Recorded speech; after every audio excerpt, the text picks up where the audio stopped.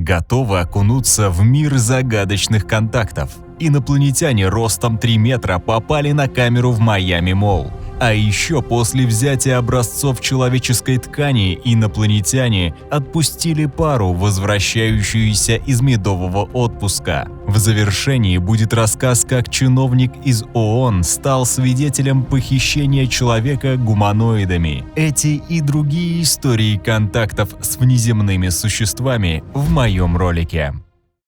Что происходит, когда обычный день подростковых шалостей в торговом центре Майами сталкивается с миром мемов? Социальные сети разразились тысячами комментариев о том, кого они назвали пришельцами из торгового центра Майами. Неожиданная смесь хаоса и креативности приводит к интернет-взрыву. Инцидент в торговом центре Майами, первоначально представлявший собой столкновение с участием подростков, приобрел межгалактический характер. У многих сразу появилась надежда, что пришельцы оценят наши молодые таланты в искусстве драки. Что же случилось по факту? В день наступления нового 2024 года группа подростков погрузила торговый центр Майами в хаос. Они устраивали драки, запускали фейерверки и пугали покупателей магазинов. Реакция полиции была быстрой и жесткой. Правоохранительные органы быстро взяли ситуацию под контроль, в результате чего были задержаны 4 человека, причастных к инциденту. Однако интерес интернета вызвала не подростковая драка, а размытый снимок сверху, распространенный в интернете, на котором видно высокое, худое, серое существо рядом с полицейскими патрульными машинами. Некоторые зрители, проанализировавшие доступные кадры инцидента в Майами,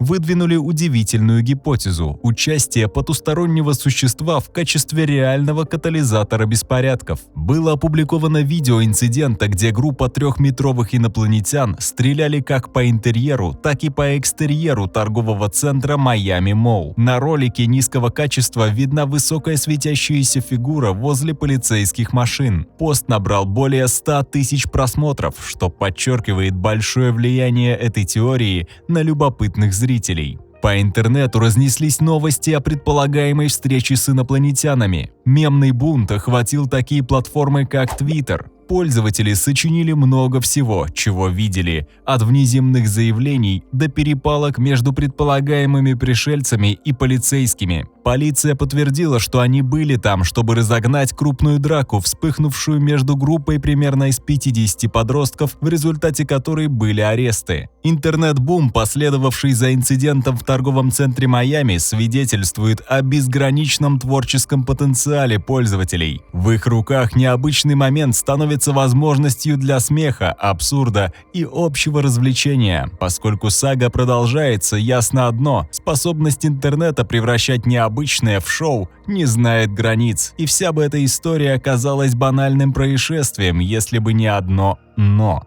Для прекращения драки между 50 подростками приехало более 60 полицейских машин. Вопрос «зачем?» и что же все-таки там было? Это пока остается тайной, возможно, даже инопланетной, каких было много.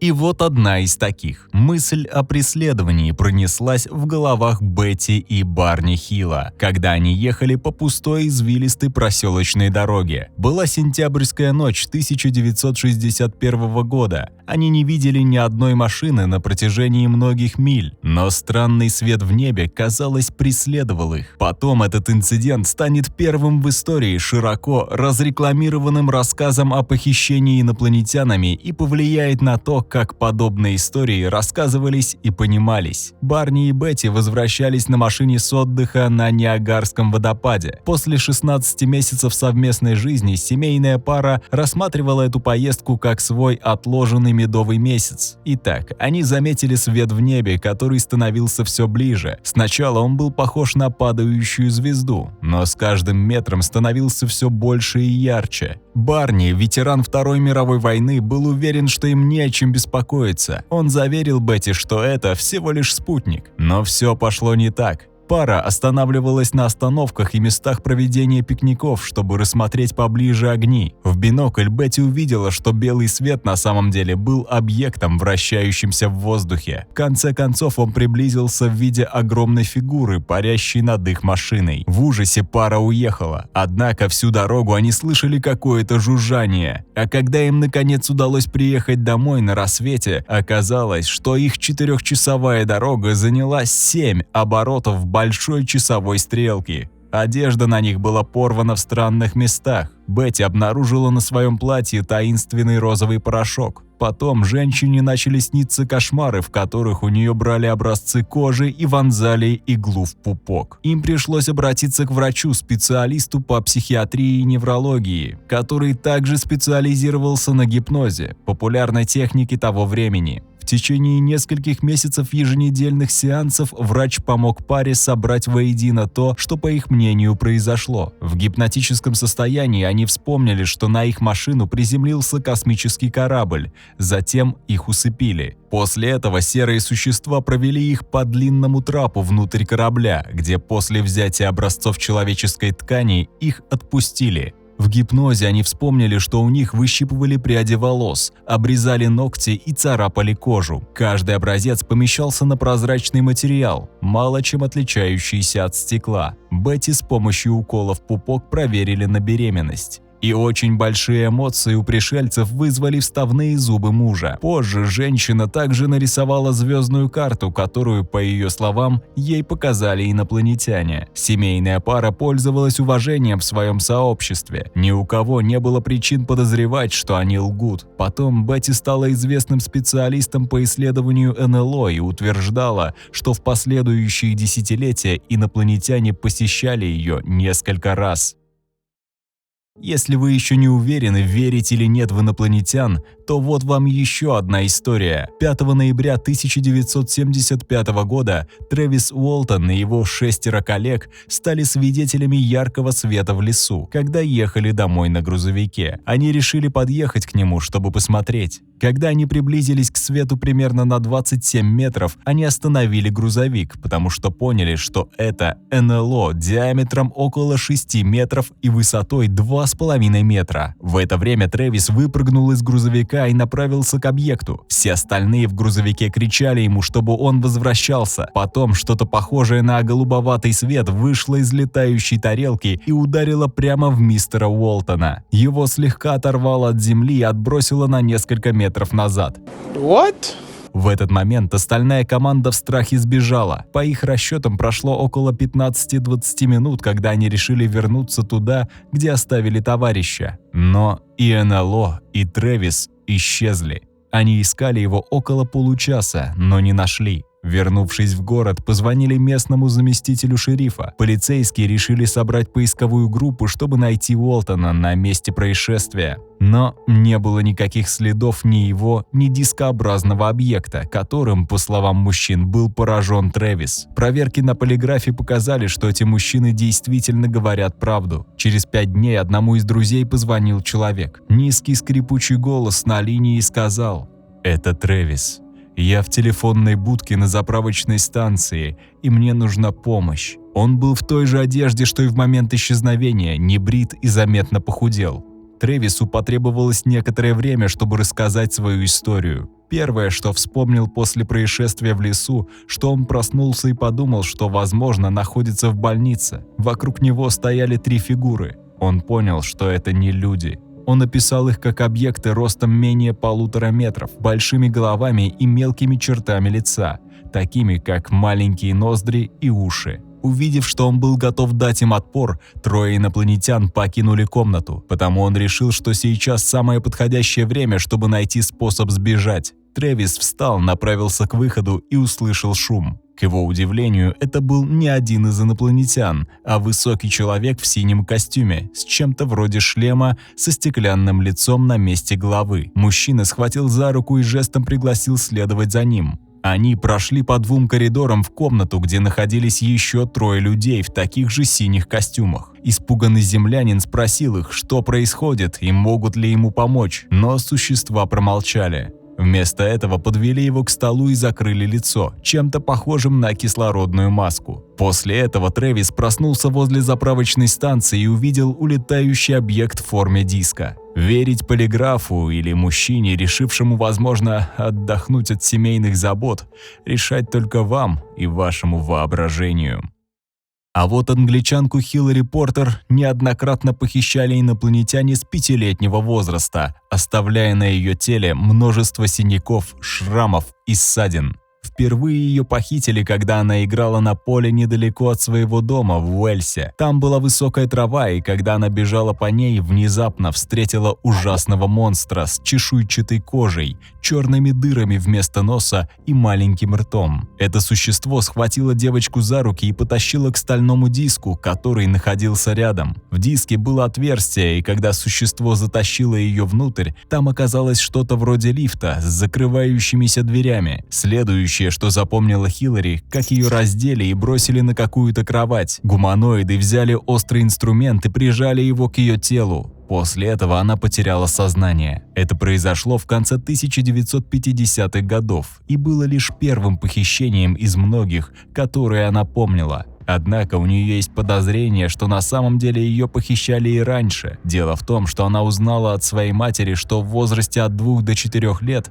она также таинственным образом исчезала во дворе. Девочку искали, и каждый раз ее вскоре находили в нескольких километрах от ее дома. Находясь в необычном ступоре, она была не в состоянии отвечать на вопросы о том, где была и что с ней случилось. Точно так же, став взрослой, Хиллари неоднократно испытывала странные переживания, но не могла вспомнить ничего из того, что с ней происходило. Из доказательств того, что все это было реально, у нее были только потерянное время и непонятные отметины на теле, такие как шрамы, синяки, царапины. Были даже пятна крови на ее одежде и простынях. Также после каждого случая у нее начинались головные боли, тошнота и носовые кровотечения. Ее похищения продолжались на протяжении всей ее жизни, и она вспоминала многие из них в своих снах. Она объяснила, что инопланетяне общаются телепатически и могут похищать людей через стены и твердые конструкции, просто дотрагиваясь до них. В какой-то момент она была так расстроена деятельностью инопланетян, что уехала из Уэльса и прожила несколько лет без похищений. Однако, как только она вернулась, похищения начались снова, что заставило поверить, что ее потянуло Уэльс по какой-то неизвестной причине. По словам Хиллари, среди инопланетян серые гуманоиды – это всего лишь слуги, а рептилии – высшие существа.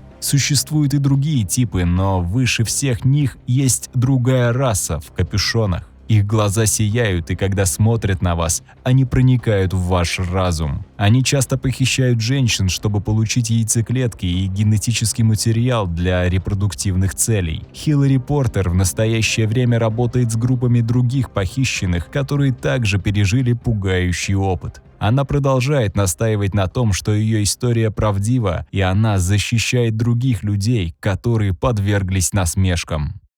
Предыдущие случаи имели место с обычными людьми, но вот вам инопланетная история, в которой замешан чиновник из Организации Объединенных Наций. Предполагаемое похищение Линды Картилли в 1989 году обычно называют похищением людей инопланетянами на Манхэттене или делом Бруклинского моста. Оно вызывает у многих гораздо больше споров и даже подозрений, что отличало дело Линды Картилли от других заявлений о похищениях, так это предполагаемое присутствие свидетелей, в том числе 2 агентов службы безопасности и анонимного дипломата, которого они якобы защищали. Инцидент произошел недалеко от Бруклинского моста. Потерпевшая рассказывала, что серые гуманоиды вытащили ее из окна спальни, пока ее муж спал рядом с ней. Расследование уфологами дела Картилли в феврале 1991 года началось, когда было получено письмо, подписанное 2 агентами службы безопасности. Они видели Картиллу с 3 странными фигурами, проплывающими через окно квартиры, а затем перенесенными в НЛО. Один из охранников чувствовал вину за то, что не помог ей, и даже перенес нервный срыв. Более полная картина начала вырисовываться после того, как Картилле согласилась пройти гипнотический сеанс. Она вспомнила, что оказалась парализованной и увидела 3 нечеловеческие фигуры серого цвета с большими головами, которые плавали в ее спальне. Она не могла позвать своего мужа, поскольку существа сказали ей на своем языке сохранять тишину. Ее вытащил синий луч из окна ее квартиры на 12-м этаже. Она левитировала внутри этого луча с 3 другими инопланетянами, пока они не достигли гигантского космического корабля, который открылся как раковина моллюска. Внутри были лампочки, кнопки и большой длинный стол. Потом ее заставляют забраться на него. Она начала кричать от страха, но гуманоид зажал ей рот рукой. Картила мало что могла вспомнить о том, что произошло внутри того корабля, но она вспомнила какие-то медицинские обследования, которые ей проводили. 3 часа спустя она неожиданно обнаружила, что лежит рядом со своим мужем, который все еще спал. Интересно, что она сделала рентген головы, и врач обнаружил что-то странное, застрявшее у нее в носу. Многие эксперты-уфологи историю Картилле считают определенно достоверным случаем похищения людей инопланетянами. Однако есть и скептики, которые сравнивали эту историю с научно-фантастическим романом «Ночной волк», опубликованным 1 марта 1989 года. Но в то же время есть 23 очевидца, которые видели эту странность той ночью. В заключении ролика хочу напомнить, мы столкнулись с удивительным и таинственным явлением – похищениями людей инопланетянами. Этот загадочный феномен вызывает у нас множество вопросов и заставляет нас пересмотреть свое представление о том, что наш мир не такой уж и одинокий. Мы все должны оставаться бдительными и готовыми к любым неожиданным событиям, которые могут произойти в нашей жизни. Подписывайтесь на канал и оставайтесь на связи. Вместе мы сможем преодолеть любые преграды и раскрыть все тайны нашего удивительного мира. Друзья, у вас есть возможность попасть в команду Pancake. Если вы владеете навыками видеомонтажа, можете озвучивать ролики на русском и английском языках, или же вы пишете интересные сценарии, мы будем рады с вами поработать. Пишите в нашего телеграм-бота, ссылка в описании. Спасибо за внимание.